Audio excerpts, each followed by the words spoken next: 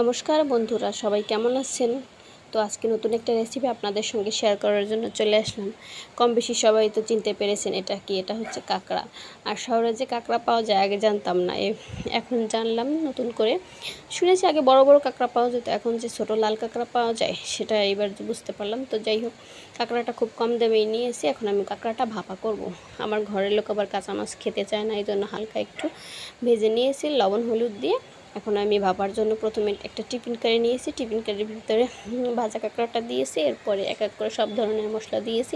এখানে সব মশলা আমি দিয়েছি, কাঁচামরিচ, শুকনো মরিচ, আদা, পেঁয়াজ বাটা, রসুন বাটা, গরম মশলা আর লবণ পরিমাণ মতো, হলুদ পরিমাণ মতো। হয়তো আমার ভয়েসটা একটু শুনতে মানে একটু এলোমেলো হতে পারে, কারণ বাইরে খুব বৃষ্টি হচ্ছে এই জন্য। তো যাই হোক, এর সাথে সরিষার তেল দিলে ভালো হতো, কিন্তু সরিষার তেল আমার কাছে ছিল না, এই জন্য আমি সাদা তেল দিয়েছি। এখন আমার পরিমাণ মতো সব কিছুই দেওয়া হয়ে গিয়েছে। এবার আমি সুন্দর করে মেখে একটা কড়াইয়ে গরম জল দিয়ে একটা স্ট্যান্ড দিয়েছি, গরম জলে বসিয়ে দেব 1 ঘন্টা। এটা যদি মাটির চুলাতে দেওয়া হতো, ছাইয়ের উপরে রাখা হতো, তাহলে বেশি ভালো লাগতো। তো যেহেতু মাটির চুলা তো নেই, এই জন্য এটাকে গ্যাসেই আমি ভালোই মানে লো ফ্লেম না, ফুল ফ্লেমেই মানে গ্যাসের চুলাটা ভালো গরমভাবে জাল দিয়ে নেব।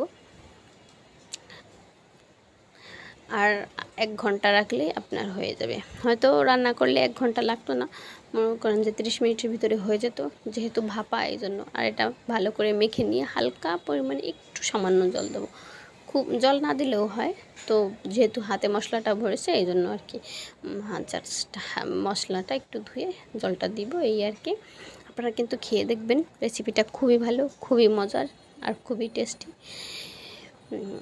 আর মানে খুব মানে অল্পভাবেই আপনার হয়ে যাবে, বেশিক্ষণ চুলার পাশে বসে নাড়াচাড়া করা লাগবে না, খুব তাড়াতাড়ি হয়ে যাবে। তো ভিডিওটা যদি ভালো লেগে থাকে অবশ্যই কিন্তু লাইক, কমেন্ট ও শেয়ার দিয়ে পাশে থাকবেন। আর যদি ফেসবুক থেকে দেখে থাকেন অবশ্যই কিন্তু ফলো দেবেন, আর ইউটিউব থেকে দেখে থাকলে অবশ্যই সাবস্ক্রাইব করে পাশে থাকবেন। আর এটা চিনতে পারছেন, এটা হচ্ছে কাঁকড়ার ঘিলু। এই ঘিলুটা আমি উপর দিয়ে একটু দিয়ে দিলাম, যাতে করে এর যে একটা স্বাদ, সেই স্বাদটা আমরা পাই। আর আমার কাছে খুবই ভালো লেগেছে এই রান্নাটা দিয়ে। আপনি মনে করেন যে 1 প্লেট ভাত শেষ করে দিবেন, বারবারও খেতে ইচ্ছা করবে। আর কাঁকড়ার টক রান্না আরও ভালো লাগে আমার কাছে। তো অনেকেই আছে কাঁকড়া খায় না, কিন্তু যে না খায় সে এখনও বুঝতেই পারেনি আসলে কাঁকড়া খাওয়ার মজাটা কীরকম।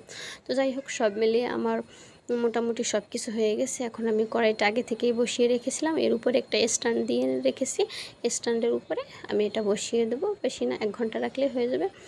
আর মাটির চুলা হলে কম লাগতো। তো আমি 1 ঘন্টা পর ফিরে এসে দেখাচ্ছি আপনাদের। তো দেখতেই পাচ্ছেন কত সুন্দর হয়েছে। তো যে যেখানেই থাকবেন সবাই ভালো থাকবেন, সুস্থ থাকবেন। আর যদি ভালো লেগে থাকে অবশ্যই কিন্তু ফলো দিয়ে পাশে থাকবেন।